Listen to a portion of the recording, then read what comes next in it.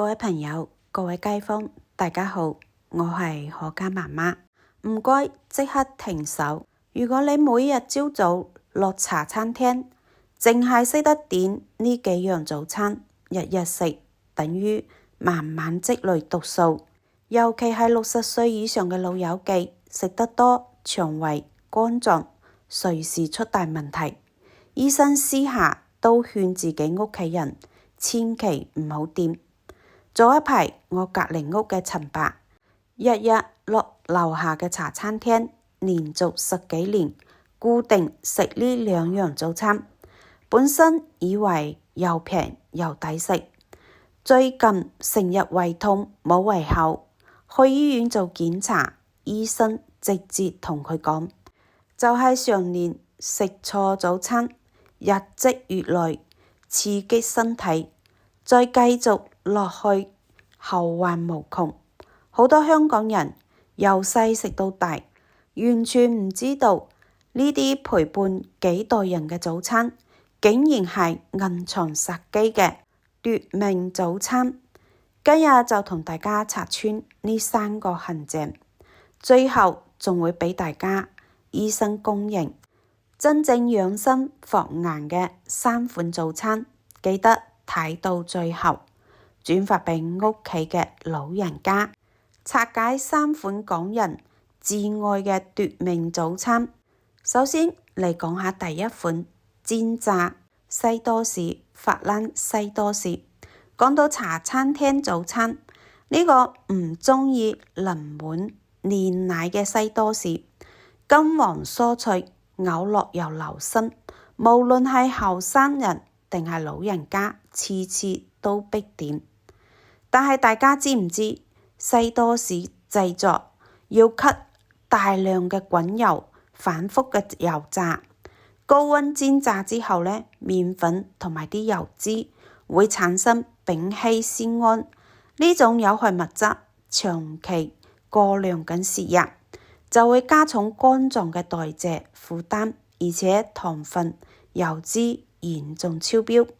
早上空腹食，血糖瞬間飆升又快速下跌，老人家好容易頭暈心慌，有三高糖尿病嘅朋友簡直就係慢性折磨。好多茶餐廳為咗慳成本，炸過嘅舊油反覆循環咁樣使用，油脂氧化變質，暗藏更加多嘅有害物質。日日食等於每日早上俾自己嘅身體添加負擔。呢個就係醫生極力勸咗嘅第一樣奪命早餐。第二款醃製鹹牛肉鹹雞絲撈麵。香港茶餐廳嘅鹹牛肉公仔麵、鹹雞絲出前一丁，絕對係打工仔長者早餐嘅首選。一碗落肚，夠飽肚又平。致命問題就出喺醃製肉上邊，商家為咗延長保質期、提升口感，醃製時會加入大量嘅亞硝酸鹽，呢種物質進入人體會同體內嘅蛋白質結合生成亞硝胺，屬於一類致癌物。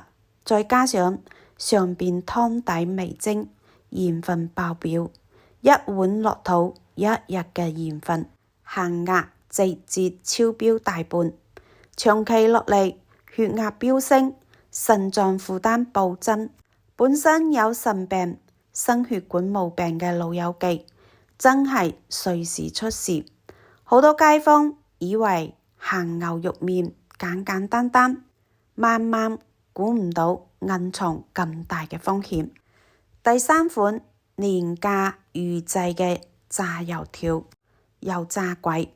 好多長者早上去街市大排檔，隨手買2條炸鬼配豆漿，簡單又抵食啦。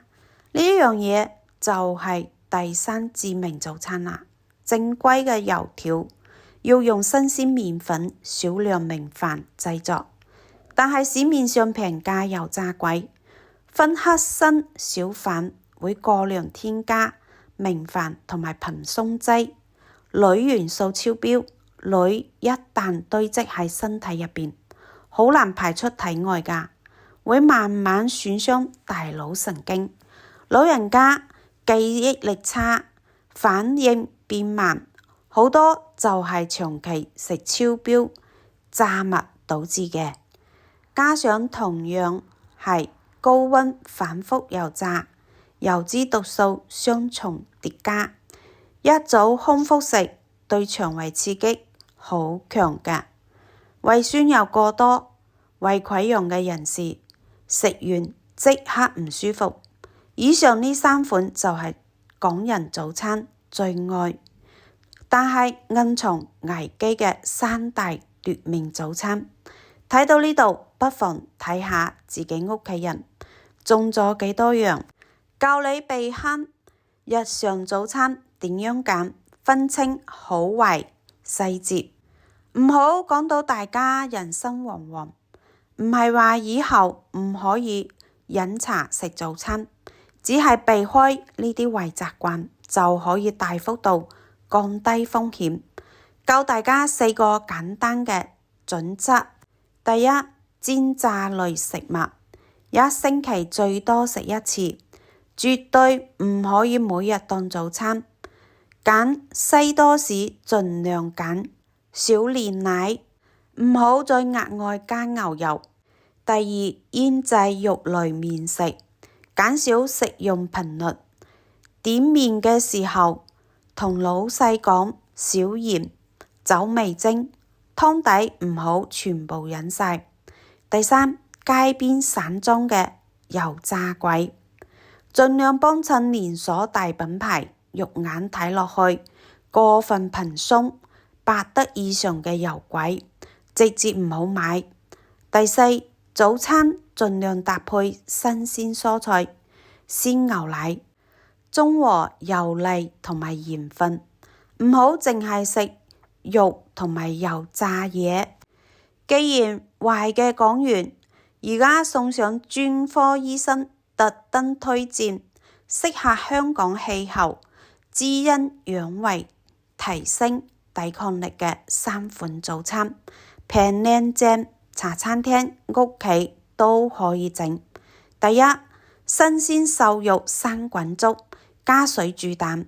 瘦肉新鮮，唔使醃製，肉又綿又滑又養胃。雞蛋補充優質蛋白，低鹽少油，三高長者完全可以放心咁食。